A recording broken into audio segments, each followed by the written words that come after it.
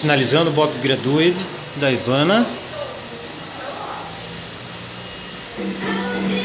Todo cortado aí na técnica do Dao Sessum.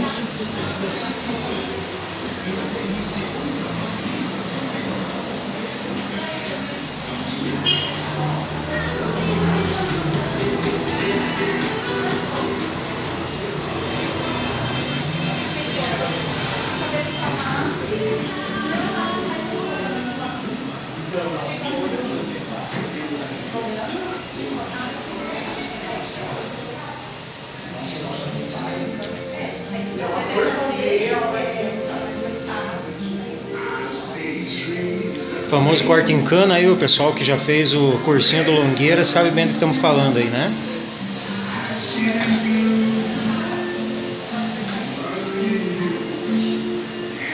O Esquivano está fazendo uma forma de aparar as arestas.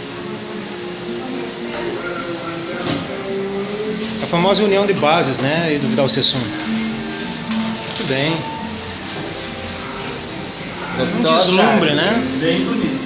Lindo, né? Eu gosto da habilidade que ela pega, maravilhoso. E é fininho? Só que aquele cabelo aqui engana. Se Tem bastante cabelo? Bastante, ele tem que tirar as marcas, senão. É tudo machadado, né? Machadado.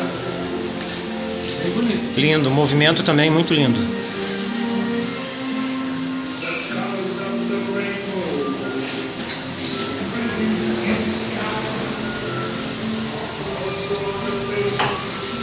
Isso aí, pessoal, valeu.